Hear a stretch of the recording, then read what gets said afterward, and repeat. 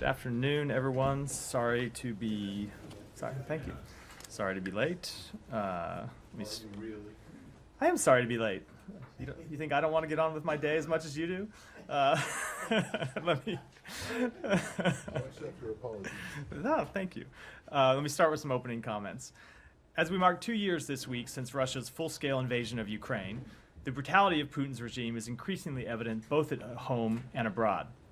The weakness and rot at the heart of the system that Putin has built was confirmed not only by Alexei Navalny's death last week, but also by the fact that Russia detained close to 400 people over the weekend just for mourning his passing. The Kremlin has poisoned Navalny, imprisoned him unjustly, kept him in harsh conditions, and denied him medical care. It is the Russian government that is responsible for Navalny's death while in detention. And now, in any other society, in a free democratic society, we would see openness and transparency as his family seeks more information about their beloved son, husband, and father. But of course, in Russia, openness and transparency remain in short supply. We saw further evidence of the Putin regime's brutality and disregard for human life in Advika this weekend, where Ukrainian citizens bravely tried to hold off Putin's illegal invasion while facing rationed ammunition due to dwindling supplies. Unfortunately, Russia made its first notable gains in months. It is now more clear than ever what the stakes are in Ukraine. Without more support from Congress, Ukraine will not be able to replenish its air defenses and ammunition supplies to help protect itself from Russia's aggression. As the White House announced this morning, at President Biden's direction, we will be announcing a major sanctions package on Friday to hold Russia accountable for Navalny's death in prison and for its actions over the course of the vicious and brutal war they have waged in Ukraine for the past 2 years. We also renew our call for Congress to pass the National Security Supplemental Funding Bill, both to enable Ukraine and its people to defend against the ongoing invasion, and also to advance U.S. national security interests. It is critical that Congress act without further delay. With that, Matt. Thanks. Before we get into the what you just talked about, I just want to get what you have to say about the detention of a U.S.-Russian dual national. So with respect to this most recent detention, we are aware of the case. We are seeking consular assistance that has not yet been granted. We're at limit what more we can say because of privacy laws, as I've discussed many times from this podium. And I will just say generally, as I think you are aware, Russia, when it comes to dual citizens of the United States and Russia, or dual citizens of any other country in Russia, Russia does not recognize dual citizenship, considers them to be Russian citizens first and foremost. And so oftentimes we have a difficult time getting consular assistance, but we will pursue it in all matters where a U.S. citizen is detained. Okay. And then on the sanctions, why wait until Friday? It takes time to put these sanctions packages together. There's a secret that the anniversary was coming up. And so, if you have watched, you have seen us roll out a significant number of sanctions packages over that 2 years. So it's not like we have delayed anything. No, I but know. We are always looking to impose new sanctions as facts justify, when we see sanctions evasion or activity moving to new areas, and to tighten our existing sanctions. And we'll have more to say on Friday. Okay. Go ahead, Sean. Or do you want to go down? Could I also ask if you have any reaction on Evan Gershkovich, the latest pretrial detention that he's been kept in for another 30 days? So with respect to Evan Gershkovich, Ambassador Tracy attended Evan's hearing and spoke to the press soon after. You may have seen her comments. We're disappointed but not surprised by the outcome of the hearing. As you've heard me say many times from this podium, the charges against him are baseless. Russia should immediately release Evan Gershkovich and Paul Whelan, and the United States will continue to work towards securing both of their freedom. And just one other on Russia, Radio Free Europe. I don't know if you saw the Russian announcement in that saying it's undesirable as an organization. Do you have any reaction on the Russian statement? I don't have any specific reaction other than to say that you have seen Vladimir Putin oppose the free dissemination of information, the free press inside Russia, and unfortunately that seems to not surprisingly, but unfortunately not moved off that position. May I follow up on that? Let me go to Humera first. Matt, can you say at all if the administration is going to use this EO that you guys issued in December that threatened basically penalties for financial institutions that helped circumvent Russia's sanctions? You mean with respect to our announcements that are coming on Friday? I certainly don't want to preview Yes, those. And yeah. I just say in general. The announcements that are coming on Friday on that you Friday guys that have you would made like me- public on Monday. That you would like, it's Tuesday, actually. Tuesday. But Long weekend. we made public that we'll be taking that action. I don't want to preview what they will be, but as we have said, they will be a major sanctions package. Right. Can I just ask a little bit on Ukraine, coming off the heels of Munich Security Conference, where a lot of European leaders and sort of various officials have tweeted their rather negative outlook about, the supplemental in Congress and all that. And Congress is on holiday until mid-March. What exactly is the administration planning? How to convince the speaker? Whether you have a plan B if the supplementals prospects look pretty bleak? So we will continue to engage with Congress to make clear that it is in the national security interests of the United States to pass this supplemental funding request. You heard the Secretary speak about this last week. One of the points he made is that when it comes to our security assistance to Ukraine, 90% of that money is actually spent here in the United States. It benefits American manufacturing. It benefits American technological development. So we will continue to make that case. But I think it's also the American people that make that case. If you look at the recent polls that came out, the American people overwhelmingly continue to support standing with Ukraine. And there were a number of members of Congress who were in Munich over the weekend and at the end of the last week attending the Munich Security Conference, and they heard directly from Ukrainian officials and from European officials how it is in the national security interests of Europe and also in our transatlantic national security interests. So we'll continue to make the case, but I would say it's not just the United States that will continue to make the case.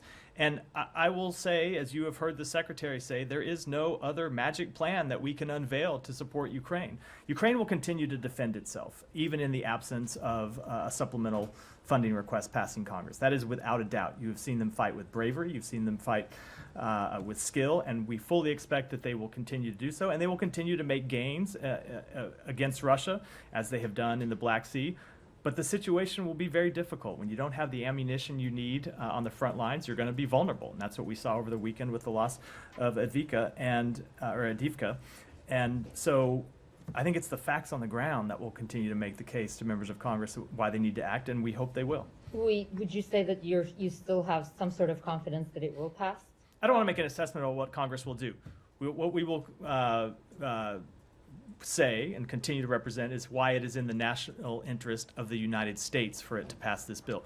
Members of Congress will have to make their own assessments, and it continues to be our belief that if you brought this funding up for an up or down vote, it will pass the House, and that's what needs to happen. Okay, I have some Gaza questions, but I'll let people Yeah. ask questions. Like staying on Russia, Russian Supreme Court of Tatarstan today rejected also Kurmashov RFL reporters' request for house arrest. Let me get a quick reaction and we'll follow up on that. We will continue to engage with the Russian government. This is another one another matter where they consider this to be a dual well, not a dual citizen. It's another matter of a dual citizen where they rejected that request. We'll continue to engage with the Russian government on this question, but I don't want to speak to the specific court matter. I mean, yesterday marked 4 months of arrest, well, day before yesterday. Are you telling us that you're out of option here in terms of defending the U.S. citizen? The safety and security of United States citizens overseas is always our first priority, and we always look to protect the safety and security of every United States citizen, whether they be in Russia or whether they be in any other country. Is her designation of her arrest as wrongful, is it still on the table? Are you still considering? I just don't want to make any kind of judgment about a wrongful detention determination. That is something that we always look at when it comes to American citizens who are detained overseas. It is a process. Sometimes it takes time. Sometimes new facts develop that we take under consideration. But I don't want to speak to that any further from here. I'm going back to Sean's question. On this, Alex, RFE-RL2, Russia has labeled Radio Free Europe today as an undesirable organization after designating it as a foreign agent Do you have any? I commented on that a moment ago. Just to say we have seen Russia continue to crack down on a free press, continue to crack down on transparency. It is quite clear that they do not want their people to have information about what the Russian regime does abroad, what the Russian regime does to its own people. And one more, Russia places I don't U.S. think Alex Senator. completely yielded the floor, since we're talking about but go ahead, Michelle. Yeah, Russia places U.S. Senator Lindsey Graham on Russia's terrorist and extremist list. Any reaction to that? So we've seen obviously the Russian government designate a broad range of United States officials with various sanctions. I doubt there are any significant ramifications from that, partly because I doubt very much that Senator Graham, who I shouldn't speak to, he can speak for himself, plan to travel to Russia anytime in the near future. Again, is it fair for us to report back that you just said you will not take any action? Just for RFA. Alex, you can report back what I just said, not your implication of what I didn't say. And what I said was that the safety and security of American citizens abroad is always our first priority. That is true with respect to this case. It is true with respect to every American overseas. And when it comes to the wrongful detention determination, that is a process that takes time here at the department where we assess the facts, some of which change over time, circumstances change over time, and make a determination that is consistent with the law. Please come back to Danny, go ahead. Thank you, Matt. Two questions on South Korea, Cuba, and North Korea. South Korea and Cuba established diplomatic relations last week. Cuba has been a brother country with North Korea for a long time. What is the U.S.'s I don't have any comment on relationship between South Korea and Cuba. Obviously, we have always said that countries are free to pick their own, free to decide their own diplomatic engagements and their own diplomatic alignments. Okay, on North Korea's Kim Yo-jong announced that North Korea is open to talks with Japan if Japan does not interfere with North Korea's nuclear and missile test and abduction issues.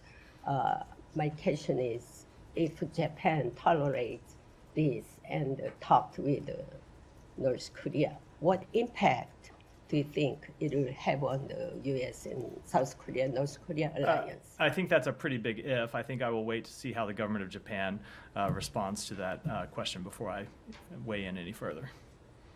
Go ahead. You don't have any. I am aware of the opinions North or Korean whatever? offer. I have not seen the government of Japan respond, but it will continue to be our policy to achieve for full denuclearization of the North Korean or of the Korean Peninsula. That, of course, has not changed and will not change. Any intention of North Korea? Why they suggested talk with the? That is a good. That is a question for North Korea, not for me. Thank you. Yeah. Go ahead. Yeah. Okay, thank you. I have a question about a statement by the UN experts from the UN Human Rights Office yesterday expressing alarm over allegations of human rights violations to which Palestinian women and girls in the West Bank in Gaza is subjected to. They said, the UN experts said that Palestinian women and girls in detention have been subjected to multiple forms of sexual assault by male Israeli army officers. At least two of them were reportedly threatened with rape and sexual violence. Have you seen those allegations? And do you have any reaction? I have seen the allegations. I cannot independently confirm the reports. I will say that we have been clear that civilians and detained individuals must be treated humanely and in accordance with international humanitarian law. We strongly urge Israel to thoroughly and transparently investigate credible allegations, ensure any accountability for abuses and violations, and that will continue to be our position. Have you heard back from your previous call for investigation into the killing of Hind Rajab last week? Hind Rajab killing of. We have heard that those investigations are underway. It's our understanding the investigations have not yet been concluded. Sorry, can I just ask you, when you said you had no independent confirmation of what the UN experts found? I mean, the underlying. I get it. But did you ever have confirmation of what Hamas allegedly did to Israelis who were women and girls who were? There are Israeli medical experts who have testified to that, and that is something that we consider credible. Yes. So, you consider those instances to be confirmed, but not what the UN We have is seen this talking about. report, You and said we that. have called for an investigation to confirm whether the allegations are true or not. I get it. And who, and if you're willing to take the word of Israeli, and I'm not saying you shouldn't, but if you're willing to take the word of Israeli medical experts on what happened to the people who were abducted on October 7th, whose word are you willing to take? For, if not the UN, who A full, independent, credible investigation. Would it have to be Israeli medical expert? We are calling for that in a, no, it of course would not have to be an Israeli Well, medical or expert, a credible medical expert, Palestinian- a credible, I don't want to prescribe who it would be, a credible medical expert that can testify to it would be something we would look at, of course. It would not have We to be would look Israeli. at, but you take.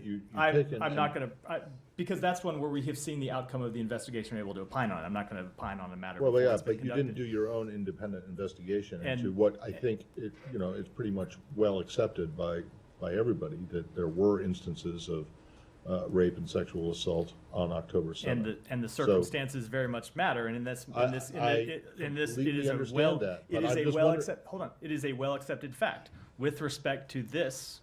Yeah, it might be a well accepted just let me fact, finish. but you're saying just- that but you're saying that you have what you consider to be independent confirmation that those attacks, those assaults happened. It is And in this independent case- confirmation. It is a well accepted fact because the investigations produced credible evidence that not just the United States accepted, but countries. No, let me finish. Countries around the world accepted. With respect to these new allegations, we want to see an investigation, and we will of course look at the investigation and make our judgments when that investigation is concluded. Okay, so it's just too early. for Correct. you. Thank you. Can I stay in the Middle East? Yeah.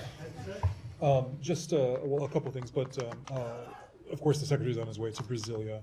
I'm sure you saw the comments by President Lula in Ethiopia this past weekend.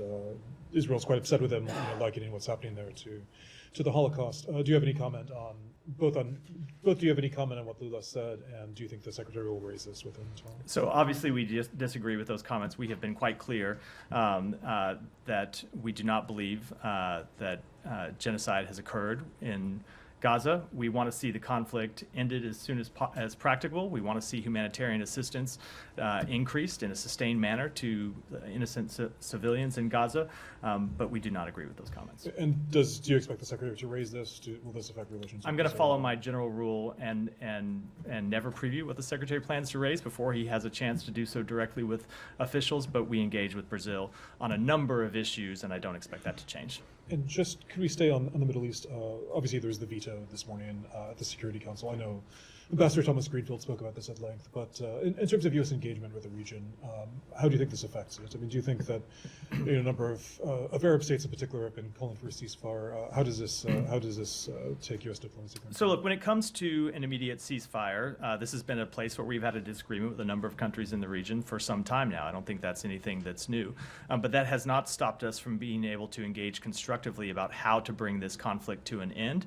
And not just an end, but a durable end in a way that ensures that the violence that we saw on October 7th and the death and destruction that has plagued this region for so long is not continued, and that we can finally find a durable peace agreement. And so despite our differences of opinion about this UN resolution, we continue to engage with Arab countries about finding a way forward and working on some of the issues that we know we will have to deal with when it comes to establishing long-term peace and security in the region. Let me make sure Sean's done before I go. Yeah, go ahead. Yeah. Just on Gaza, the mention of temporary ceasefire, the word ceasefire in the UN resolution, is this change in wording comes after President Biden used this last week? Temporarily, it obviously does.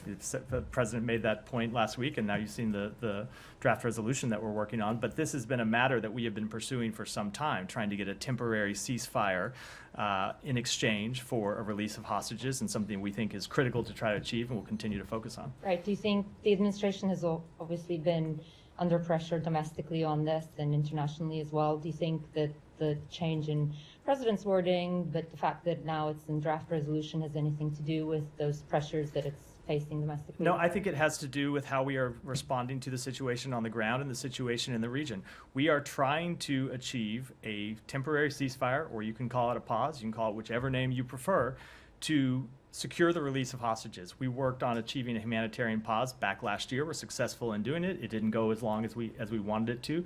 We got some hostages out. We didn't get all of them out. We are back now trying to get a longer pause, a longer temporary ceasefire, and secure the release not just of some of the hostages, but all of the hostages.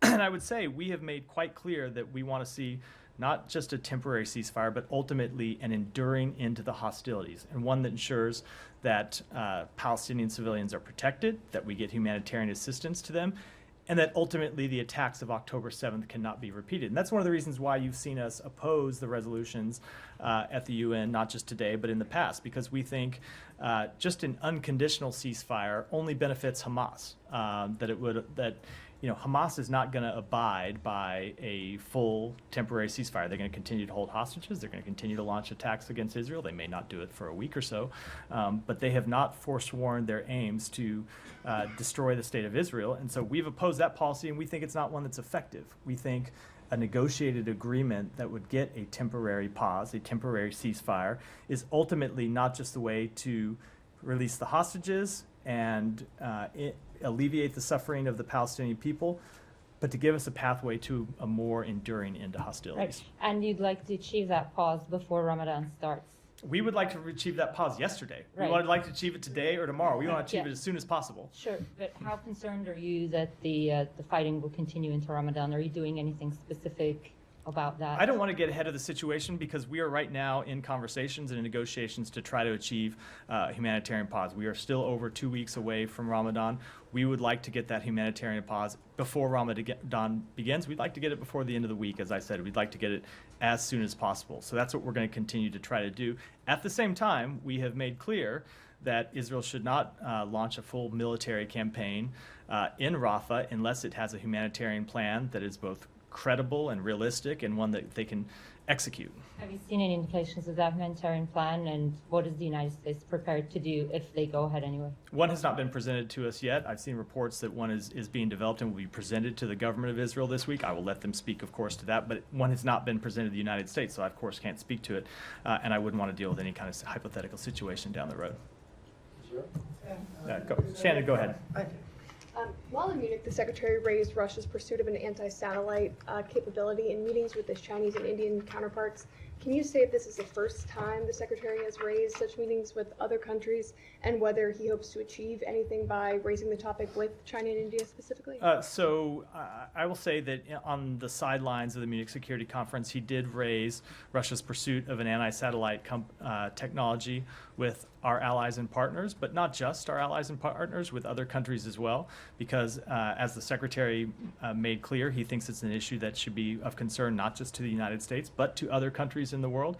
And I won't speak to the details of those diplomatic engagements, but I would just say generally that when you have an issue like this that we think should be of broad concern not just to the United States, but other countries, we of course would fully expect that they would use their diplomatic engagements to, as we have done, urge that the pursuit of such a technology be abandoned. Can you say if those other countries, did they express concern about the capability as well? I just don't want to speak to private diplomatic engagements. Thank Yeah, you, go ahead. sir. Sir, a senior Pakistani official admits to helping rig the vote. He claimed that he changed the election results with a margin of 70,000 votes in favor of Nawaz Sharif, and that those seats were actually won by Imran Khan's party's candidates.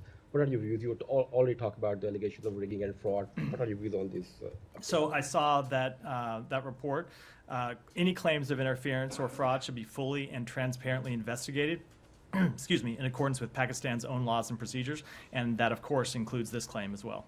Sir, a number of Pakistani politicians and media analysts in Pakistan termed these elections most controversial and asking political leadership to respect Imran Khan's party's mandate as the largest group. Would you also like to see the political leadership in Pakistan to respect the PTI's candidate? Again, I don't want to get mandate? into. I'm sorry, I didn't cut you off. What was the last And sentence?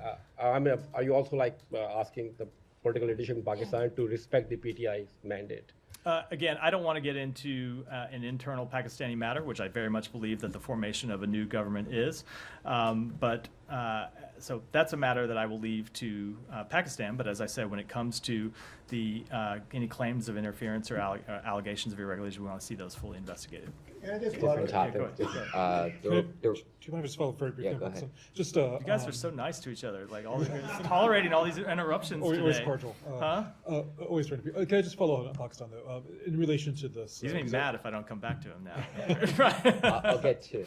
Yeah, there you go. X, formerly known as Twitter, it's been disrupted in Pakistan in recent days. There have been a number of calls from the Hill in particular for the State Department to raise this. Has it been raised? Do you have a stance on this? I don't have any updates on whether it's something that's been raised, but we always want to see full internet freedom around the world, and that includes the availability of platforms that people use to communicate with each other. And specifically in Pakistan, is it of concern in light of these allegations about the election? So I'll just say, as a general matter, that we want internet platforms to. I don't know why I keep saying internet today. I don't know where that came from. Internet platforms to be available to people in Pakistan and around the world. And I don't have anything further than that. Nick, go ahead. Thank you. There have been some reports over the weekend that the State Inspector General opened an investigation into Rob Malley and is being put on leave. Do you have anything you can add to that? So I won't speak on behalf of the Inspector General. As you know, they operate independently, and they should be the ones to decide whether to confirm any investigation or not confirm an investigation. I will say that when it comes to Inspector General investigations, we always comply with those fully, and will continue to do so. And then separately, there's been some criticism of a cable that the Secretary sent a few weeks ago on gender identity to staff, urging staff to use gender-neutral language whenever possible and avoid terms like manpower and ladies and gentlemen. Why do you think a memo like that was needed? So I will say, first of all, when it comes to these types of cables, they all come out with the Secretary's signature on it. That tends to be standard department practice, has been for years. It doesn't mean that it's necessarily a memo from the Secretary himself. I would say if you look at that memo, as I have done, it's a standard government practice to try to encourage people to be respectful of others and use the terms that with which others are comfortable and talk to people the way that they would like to be addressed, and nothing more than that. Oh, actually, let me go back. Alex, it's too late to come back to you. You're right in front, so sometimes I come back, but there are people in the back that need to. It's not an order. I would like to look at the memo again before, but my understanding of it was a best practice. Okay, well, you remember there was a little bit of a kerfuffle some time ago, maybe before you were here, when the email when system. people's pronouns were changed for them by Yes. mistake. I do remember that. No, Exactly. yeah, no, this was just encouraging people to be respectful and treat people with respect and address them with the terms that they feel comfortable with. Okay, well, I mean, does the Secretary or anyone else in the building have an issue with the phrase "ladies and gentlemen"? I do not have. I do not have any problem with the term "ladies and gentlemen," and I feel fully confident saying the Secretary does not either. Go ahead. Thank you, Matt. Bangladesh regime people involvement in corruption is an open secret. According to a Bloomberg detailed report yesterday, Safiuজ্জামান Chaudhry, one of the cabinet ministers, is alleged to have built an empire in the UK and USA valued at £200 million sterling, equivalent to 1% of the country's foreign reserve. This is just one case among many. How is the US addressing this matter to hold the government accountable and combat corruption globally? We are aware of these reports and encourage the government of Bangladesh to ensure that all elected officials comply with the country's laws and financial regulations. Go ahead. Go. No. The best way to not get called on is just shout out a question while I'm calling on other people. Go ahead. But I will come across to this side of the room in a minute. Thank you, Matt. In light of world pressure on Israel to accept a Palestinian state dividing their land with Hamas and Palestinian Authority terrorist organizations, and for Israel not to enter Rafah in Gaza to destroy Hamas there, what is the State Department's response to Prime Ministers Netanyahu and the Israeli cabinet, as well as the entire Jewish population, who are defending their right to live free from terrorism? And a follow-up. We, of course, agree with Israel's right to live free from terrorism. If you've looked at the repeated comments that Secretary Blinken has made, not just here in the United States, but in Israel itself. On his 5 trips to the region, he has made clear that he supports Israel's right to ensure that October 7th can never happen again. And more importantly, he is trying to achieve a resolution of this conflict that will ensure Israel has long-term peace and long-term security, including security, of course, from terrorism. Are you going to be wanting to prevent Israel from entering Rafah to take out Hamas there? What we have said is we do not support a full-scale military campaign in Rafah that does not account for the more than 1 million Palestinians who are currently there. People who have nothing to do with Hamas, innocent civilians, men, women, children, the elderly, who in many cases have fled to Rafah from their homes, in some cases have fled more than once, have fled 2 or 3 times to escape the war, the conflict that is raging in Gaza. So we fully support Israel's right to take a military campaign to Hamas and ensure that, that the attacks of October 7th cannot be repeated, as I said. But we also want to see civilians properly accounted for. And right now, we don't believe that there is a way to conduct a military campaign in Rafah without moving some of those civilians and properly accounting for their humanitarian needs. What are the reasons of the State Department for not demanding Hamas immediately release all remaining hostages unconditionally? I think you've missed dozens and dozens of statements from the State Department going back to October 7th. Well, it's actually October 8th by the time that we were aware that hostages should be released, and was the first time the Secretary called for the immediate release of hostages, and he has continued to make that clear, as have I, as has the President. We have demanded time and time again that hostages be released immediately and unconditionally. Go ahead. Thanks, Matt. I just wanted to circle back to the verbiage used in the draft, the UN draft today. I mean, how important is it that you use the word ceasefire as opposed to an extended pause, which is what you've been using prior? I will let other people make those sorts of assessments. From a policy perspective, we want to achieve a temporary stop in fighting. You can call that a ceasefire. You can call that a pause. Ultimately, we want to see the fighting stop so hostages can get out, hostages can be released, and humanitarian assistance can get in. But I should make clear, the only kind of temporary ceasefire that is going to achieve a release of hostages is one that's negotiated. Just calling for a temporary ceasefire is not going to, that Hamas has not agreed to, is not going to do anything to get the hostages out, which is why we can continue to pursue diplomacy with Israel and with the governments of Egypt and Qatar to try to achieve a temporary ceasefire that would secure the release of hostages. We think that is by far the most productive way forward. It is what achieved a release of more than 100 hostages last year, and what we think should be the productive path for moving forward now. Question about Afghanistan. Yeah. As you know, the Taliban refused to attend the UN-sponsored conference on Doha that concluded yesterday. They didn't send any delegation, and also they rejected the appointment of a special envoy by UN in Afghanistan. Does the United States still hope to engage with Taliban by considering all of this?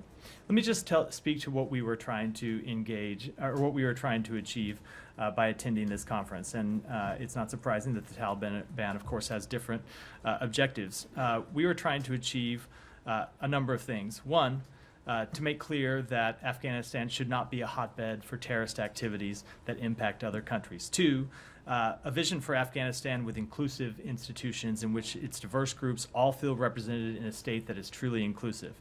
And number three, a concern about the respect of human rights, and in particular the rights of women and girls. So that's what we're going to continue to pursue. I can't say I'm incredibly surprised that the Taliban declined the invitation to participate in a meeting with a broad representation from the international community. But I will say, as you've heard us say before, that the Taliban are not the only Afghans who have a stake in the future of Afghanistan. We will continue to support giving all Afghanistans, including, of course, women and girls, a voice in shaping their country's future. And the Chinese, Russian, and Iranian invited to this meeting, they refused to meet with the Afghan civil society because they were not treated by the Taliban regime. Do you support this idea? And what's your take on that? So I won't speak to the actions of another country, but I will make clear we always find engagement with civil society to be productive. We try to take actions through our diplomacy to empower civil society, and we would certainly encourage every country in the world to pursue that path. let me go back to. I promised you I'd come to you a minute ago. Go ahead. Me? Yeah. Well, now I call on you. You don't want a question after like jumping in for other people during other people's questions. I'll be very impactful. Before I ask you a question, I have to let you know that Assistant Secretary of State Donald Lu was speaking at the Institute of Peace in Washington, D.C. last week. He said that the situation in Burma was not getting better, and what worried him was that the refugee crisis and security problem it was creating for Bangladesh and potentially for India could get deeper in coming days. Quote, it is something we have to watch out for and enable our partners in the region, in this case Bangladesh and India, to cope with those stresses without it boiling over the instability in their countries as well, cross-border instability. What is your opinion on that? Thank you. I think it was a well-crafted, well-delivered speech, and I don't have anything to add to it. Go ahead. Thank you. Thank you, Matt. Go ahead. Ooh. Yeah. Yeah, thanks. I have two questions. The Houthis have escalated their attacks on ships in the Red Sea during the weekend. One of the attacks targeted or damaged a ship and forced its crew to abandon it. How do you view this escalation, and how the U.S. will react? So, obviously, we continue to condemn the reported reckless and indiscriminate attacks on civilian cargo ships by the Houthis, not just those that were reported to have occurred over the weekend, but all those that have been occurring for the past number of weeks. But I just want to mention something specific about one of these attacks this weekend, the attack on the Sea Champion. That ship was bringing corn and other food supplies to the Yemeni people in Aden. These were supplies for the Yemeni people. Have nothing to do with Israel, have nothing to do with the conflict in Gaza. That, of course, is what the Houthis have claimed their attacks on civilian ships are trying to impact. This was a reckless attack on a ship delivering humanitarian assistance to the Yemeni people. And I think it was another sign that the Houthis continue to demonstrate disregard, not just for international shipping, not just for supplies that are going to benefit civilians all around the world, in many cases far from the region, but ultimately for their own people. It was a dangerous attack, and the fact that they're launching these just kind of wanton, indiscriminate attacks, even when they hurt their own people and hurt the provision of supplies to their own people, shows just how reckless their actions have been. And on Lebanon, how do you view the escalation of military operations between Israel and Hezbollah? Will the U.S. participate in two conferences that will be held in France and Rome to help increase the Lebanese army capabilities to implement the UN Security Council Resolution 1701? So we continue to be concerned about the risk of escalation and continue to be concerned about the risk of the conflict widening. And we continue to work to achieve a diplomatic path forward that resolves the legitimate concerns of the government of Israel and the legitimate concerns of Israeli people who don't want to move back to the north because they feel that their houses continue to be threatened, their communities continue to be threatened by attacks from Hezbollah. So we're continuing to pursue that diplomatic resolution as it pertains to these two conferences, or I think maybe in one of the cases, potential conferences. I don't have anything to add about possible U.S. participation. Let me go back here. Thanks. Thank you so much. I have two questions. One for the irregularities in Pakistan election. From the last Monday briefing, you have mentioned that United States raised privately and publicly the irregularities matter with Pakistani officials, but Ministry of Foreign Affairs Islamabad just in last briefing said they are not aware of any bilateral messaging that has taken place post elections. Meanwhile, what we observed that the US ambassador in Pakistan just after 2 days of election held a meeting with former Foreign Minister of Pakistan. So do United States directed its mission in Pakistan to have engagements with the officials or the politicians? Secondly, I want to ask regarding the efforts for United States for the Israel-Saudi normalization. Let me before we get in, let me answer the question you asked, which is I'm not going to talk to private diplomatic engagements, but we have made clear that we want to see any claims of any irregularities or claimed irregularities for fully investigated. Go ahead. So the October 7th is considered as big damage for diplomatic efforts by US in Saudi-Israeli normalization process.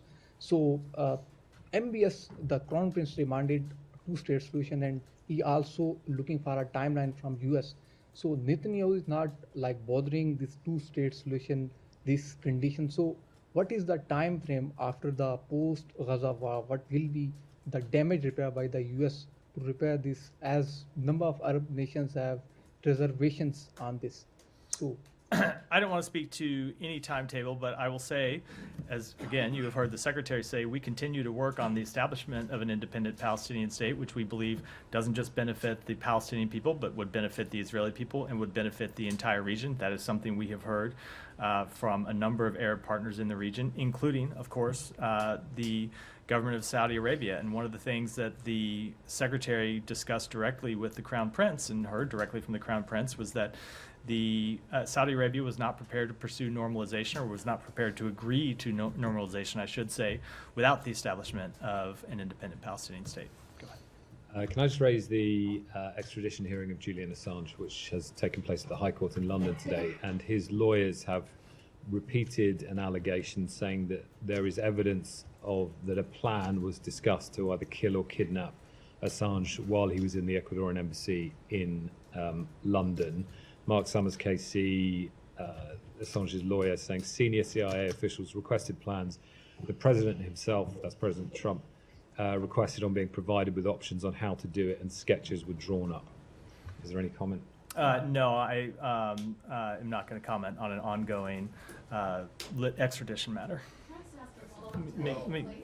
Go ahead, Matt. Go ahead. Well, I mean, I want to go back to what we were talking about a bit earlier, and that is just, the question is whether the administration regards Julian Assange as a journalist. So, with respect to that question, I think I should decline to comment in detail because, as I said, it is an ongoing extradition matter and it's an ongoing legal matter. This is a case which is under indictment. But I will just say generally that I have never heard a journalist say that it is a legitimate journalistic practice to help a source hack into a government computer to steal information. It's not a legitimate journalistic activity to hack into anything to steal government information. So I think I will leave it at that. Well, okay, well that suggests that that you don't, and I want to specifically avoid getting into what the Justice Department has to say about this case. I want to talk about what the State Department believes about his status, Assange's status. Because you guys are self-proclaimed champions of independent free press. You are all the time saying journalism is not a crime and this kind of thing. So if you believe that what Julian Assange has been doing or did is journalism, I don't see how you can, I don't see how that squares with. So, and if you don't, are you saying from your comment just now that you don't regard him as a journalist because he accepted or allowed or helped someone hack into computers? Is that so? Again, I'm at a limit to what I can say about an ongoing legal matter that is under indictment. I remember from my days as the Department of Justice spokesperson that it was. Let me just finish this answer. That it's not appropriate for government officials to speak at length about matters that remain under indictment. We support an independent free press in the United States. We support an independent free press around the world. We feel that an independent free press not just benefits the people of the United States, it benefits those of us in government by making us work harder, by making us be ready to explain what we're doing, by making us think through the decisions that we are making and make sure that they fully represent the best interests of the American people. And we think that same process holds true everywhere in the world, and that's why you see dictators and autocrats and others crack down on an independent free press. At the same time, helping someone hack into, which is a crime. Hacking is a crime, right? Helping someone hack into a government network or a private network for that regard is not something I think any journalist considers to be a legitimate journalism activity. Okay, but do you not think then that what was published as a result of the hacks into the government database, especially as it relates to State Department cables, which are many thousands of them, and that were then published by an independent free press. You don't see a problem here with the prosecution or attempted prosecution, the indictment, and your stated view that you think that this kind of activity should be protected. Again, if you look at the conduct that is alleged in the indictment, when it comes to helping someone hack into a government network, that is a very different type of activity. But publishing it is not. I am not going to get into the ongoing details of what is probably gone too far already in discussing this case.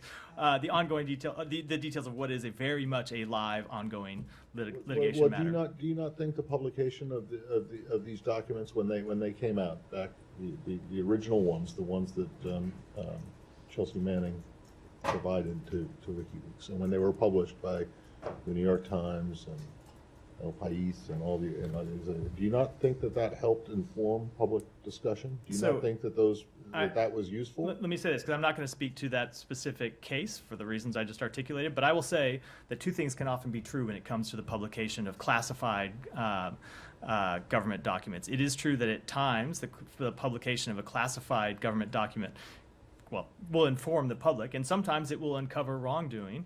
It's also true that sometimes the publication of classified government documents serves no underlying purpose and can jeopardize sources and methods that the government uses to keep the American public safe. So it is a very difficult situation. It is I think one of the trickiest questions the government faces in navigating this area. But I can tell you that we try to do it as responsibly as we can. All right, over here. And then, yeah. And thank you so much for taking. I have two questions, if you will allow. First, I'd like to talk about the anniversary of the war in Ukraine that is coming up. And as you rightly know, at the very start of the war, African countries, there was a sort of an outright split, right? Some ambivalence in the support to Ukraine. So I'm seeking your assessment on U.S. efforts. I'm not saying, that that we've had this conversation, the narrative about, is the U.S. not trying to ask African countries to pick a side? That's not what my question is. My question is to ask, while we recognize that garnering international support for Ukraine's sovereignty and territorial integrity is important, what, over the 2 years, has been your efforts in the U.S. in garnering international support in terms of African countries? And then my second question is on Guinea. Let me take that one first. So I will say that we have engaged in countries all over the world, not just in Africa, but of course across the world, to urge them to support Ukraine and support its efforts to defend itself from Russian aggression. We think when you see any country's sovereign borders violated, see its control of its territory violated, that it threatens all countries around the world, because it is ultimately the UN Charter that upholds the territorial integrity and sovereignty of every country in the world. And I will just say, we, not just because of our efforts, although they have helped, but because I think we've seen countries in the world outraged by Russia's activities. We have seen a number of UN resolutions, including ones that were joined by dozens of African countries, in support of upholding those principles of the UN Charter, of Ukraine's territorial integrity, and ultimately finding a comprehensive, just, and durable peace that recognizes those principles. Sure. And then on Guinea, if I may, and this will be my last question to you, Matt. Since yesterday, as you may already know, there is no leadership in Guinea. I think there is currently maybe some low-level leadership. They dissolved the government, and so while I appreciate that you will not comment on the internal affairs of another country, I am asking you to see if you can comment on your own efforts and how you might be engaging any stakeholders in Guinea or in that part of the world, for that matter, or any regional organization besides ECOWAS, which may seem a little weak. And are there any other countries that you may be engaging, Angola, South Africa, Kenya, in your efforts in this regard? So we are closely monitoring developments in Guinea. We encourage the transition authorities to work with ECOWAS. It's something we've discussed with a number of ECOWAS states, and to continue positive momentum by holding a constitutional referendum and elections in order to complete democratic governance. We remain concerned about media restrictions placed on the Ghanaian people, and call on the transition authorities to ensure that freedoms of peaceful assembly and expression are fully respected, including for members of the press, and we are engaging with another number of countries in the region around those goals. One more, and then Humera, did you have one? Sorry. Do that. But just one more, Africa. Rwanda DRC, you issued a statement on Saturday, I believe it was, on the so the DRC is alleging Rwandan involvement in the drone attack on the airport. Since the statement, has there been any response from Rwanda? Are you confident that that there's some progress in there? How do you see things going on? I don't have any update on the situation since we released that statement over the weekend. Do you find the DRC allegations credible of Rwandan involvement? I don't have anything to add beyond what we said over the weekend. Humera, and then we'll finish up. Matt, there were some incidents off the coast of Taiwan in the past couple of days. China's Coast Guard boarded a Taiwanese tourist boat, and on Tuesday, Taiwan drove away a Chinese Coast Guard boat that entered its waters. Are you guys worried about any escalating tensions? Have you seen that? Yeah, we are closely monitoring Beijing's actions. We continue to urge restraint and no unilateral change to the status quo, which has preserved peace and stability in the Taiwan Strait and throughout the region for decades. We urge the PRC to engage in meaningful dialogue with Taiwan to reduce the risk of miscalculation, and we share with other countries, not just in the region, but around the world, an abiding interest in peace and stability across the Taiwan Strait and in the broader Indo-Pacific region, which impact global security and prosperity. And with that, we'll wrap for today. Thanks everyone.